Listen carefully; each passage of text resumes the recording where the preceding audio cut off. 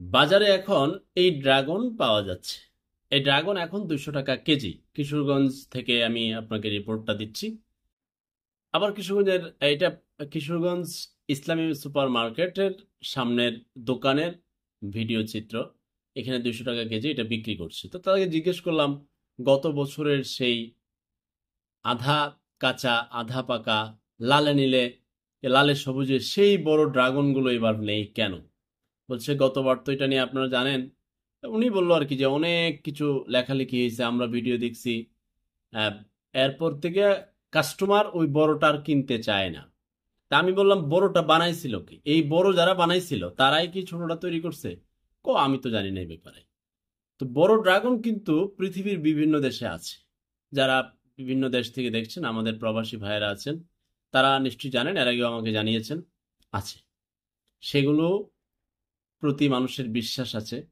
কিন্তু বাংলাদেশে যে হঠাৎ করে বড় হয়েছিল, এটা নিয়ে একজন, আমি নিজে বক্তব্য শুনেছি, কারো তত্ত্বের উপর না, একজন ড্রাগন বাগানের মালিকই বলছিল ডক্টর ডন ড্রাগন টনিক চোরাইপথে ফ্রম ইন্ডিয়া থেকে আসতো। সেটা আহ, আপনার ধরেন ছোট ড্রাগনটা বেরিয়েছে, তখন এটা মেরে দিত, তখন এটা ফুলে ফেপে বড় হয়ে যেত, ওজনে বেড়ে যেত। এই এটা একজন বাগানের মালিক বলছিল, তিনিও ড্রাগন চাষ করেন। বলছে এইটার জন্য আমরা ক্ষতিগ্রস্ত, কারণ আমাদের ছোট ছোট সাইজ হয়। এখন এটা নিয়ে হয়তো দোকানদারে পোষে না, কিংবা যে নেয় না, ওই বড়টার দিকে আকর্ষণ, বড়টারই ফেলে। তখন ওই বক্তব্য থেকে আরো বক্তব্য বের হতে হতে হতে টোটাল মানুষ বুঝতে পারে যে বড় ড্রাগন খাওয়া যাবে না, সেগুলোতে অনেক ঝামেলা আছে। ঠিক আছে, পরীক্ষা নিরীক্ষা আমি একবার দৌড়ানোর চেষ্টা করছিলাম কৃষি সংশ্লিষ্ট এরিয়াতে, যে আমি ড্রাগনটা পরীক্ষা করে দেখতে চাই বড়টার মধ্যে কি আছে না নাই। আপনাকে ঢাকা যেতে হবে, ময়মনসিংহে আপনি পাবেন না, পরীক্ষার মেশিন নেই। তাহলে আমার আর ঢাকা যাওয়ার আগ্রহ তৈরি হয় না এটা নিয়ে।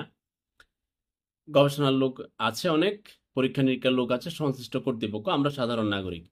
পরবর্তীতে তর্ক বিতর্ক হতে হতে তো পুরাপুরি শেষ। এবার আর বড় ড্রাগন নাই। পুরো পৃথিবীতে হয়তো বড় ড্রাগন ভালোটা থাকলেও, হাইব্রিডটা থাকলেও, বাংলাদেশে এবার ছোট ছোট ড্রাগন আসছে।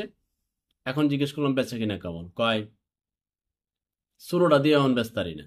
মানুষ এই ড্রাগনের প্রতি একটা অবিশ্বাস তৈরি হয়েছে। ড্রাগনকে মোটামুটি নাই করে দিছে, খাবো না।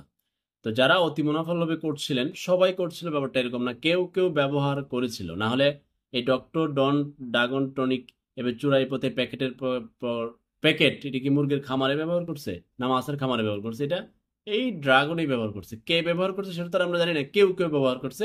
আর কেউ কেউ আপনার খেসারত দিছে বাকি ড্রাগন ব্যবসায়ীরা, অনেকের ক্ষতিগ্রস্ত হয়েছে। আবার এবার অবস্থা কি জানি না, তবে এবার বাজারে আসছে বিভিন্ন দোকানে দেখবেন এই ছোট সাইজের, যেটা অতীতে মানুষের চাহিদা ছিল। এবার তাদের পুরনো চাহিদায় ফিরে আসছে, বড়টা একবারেই নাই বাজারে, আনলেও তো কেউ খাবে না।